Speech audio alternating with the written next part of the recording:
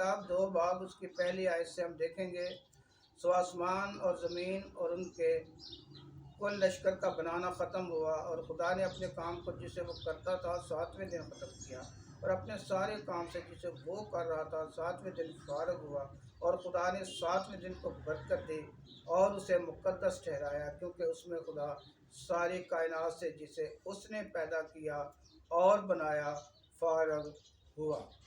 7ویں دن کا جب ہم بیان بائبل مقدس میں سے دیکھتے ہیں، پیدائش کی کتاب میں سے، تو خدا نے 6 دن کے اندر آسمان، زمین، کائنات، سمندر، پہاڑ، دریا، سب کچھ، چرند پرند، ہر چیز کو خدا نے تخلیق کیا، اور پھر لکھا ہے کہ 7ویں دن کو خدا نے مقدس ٹھہرایا اور اسے برکت دی۔ ہمارے لیے اس بات پر غور کرنے کی ضرورت ہے کہ کیا ہم 7ویں دن کو، یعنی اتوار کا دن جو پوری دنیا کے اندر مسیحی کلیسیاؤں کے لیے مخصوص ہے، اور لوگ اس دن خدا کے گھر میں جاتے ہیں، عبادت کرتے ہیں، کیا ہم 7ویں دن کو کے لیے برکت حاصل کرنے کے لیے خدا کے گھر کی طرف رجوع کرتے ہیں؟ بزرگ داؤد نبی فرماتے ہیں، میں خوش ہویا جدو مینوں آکھن لگے کہ آؤ یہوہ دے گھر چلیے، اور پھر وہ یہ بھی کہتا ہے، میں خدا کے گھر کی طرف ٹولیوں کے ساتھ جاتا ہوں۔ کیا آج ہم خدا کے گھر کی طرف رجوع کرتے ہیں؟ میرا 40 سال کا تجربہ اس بات کا ہے کہ آج سے 40 سال پہلے اگر ہم دیکھیں تو لوگ جوک در جوک خدا کے گھر کی طرف جاتے تھے، مگر آج ہمارا نوجوان جو ہے وہ خدا کے گھر کی طرف رجوع نہیں کرتا۔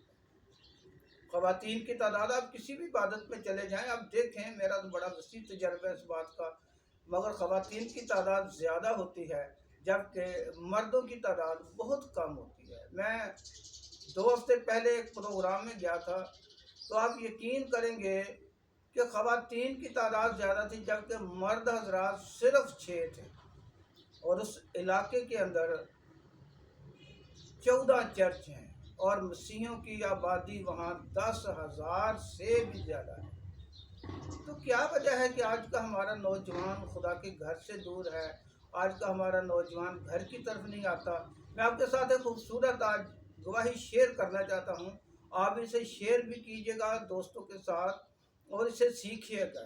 میرے نانا پریسبیٹیرین چرچ کے ایلڈر تھے اور بالکل ان پڑھ تھے، صرف موٹے لفظوں والی بائبل جو تھی کسی زمانے میں اسے وہ پڑھ لیتے تھے، مگر انہوں نے 1968 میں ہمارے گاؤں سگانا باجوہ میں کنونشن میں انہوں نے گواہی دی جو مجھے آج بھی منوانی یاد ہے۔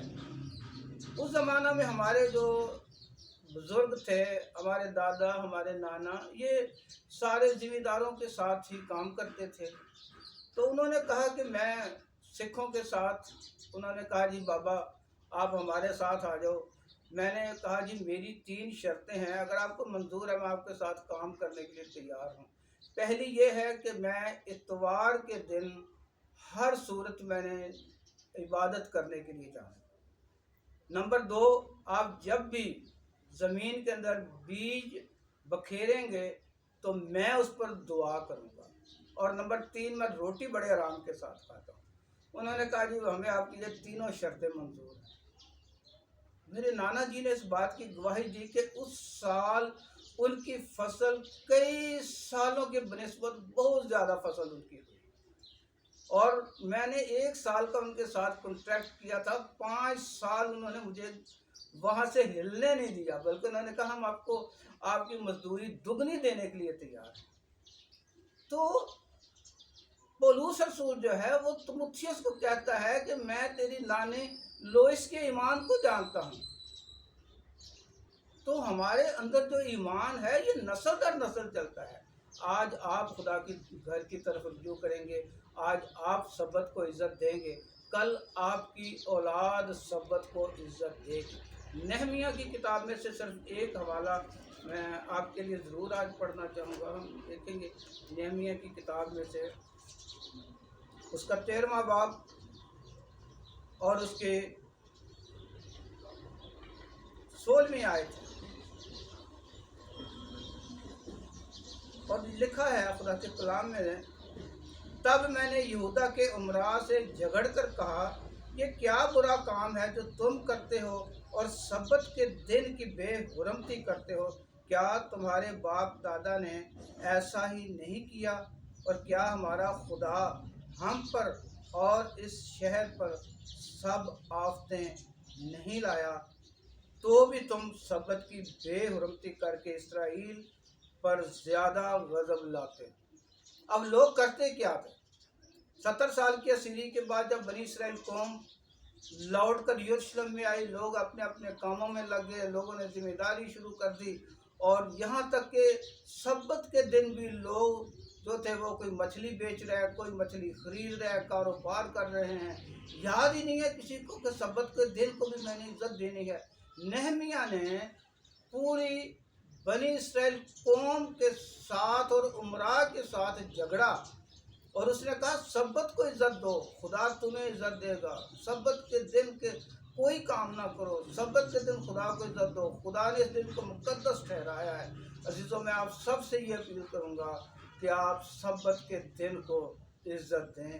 آپ خدا کے گھر میں جائیں، خدا کے گھر کو عزت دیں، خدا کو عزت دیں، خدا کے حضور گھٹنے ٹیکیں، اس کے حضور دعا کریں، اپنی بیوی کو لے کر جائیں، اپنے بچوں کو لے کر جائیں، اور پھر آپ دیکھیں گے کہ خدا کو کتنی برکت دیتا ہے. آمین. آپ اسے شیئر کریں ضرور، اپنے دوستوں کے ساتھ لائک کریں، سبسکرائب کریں.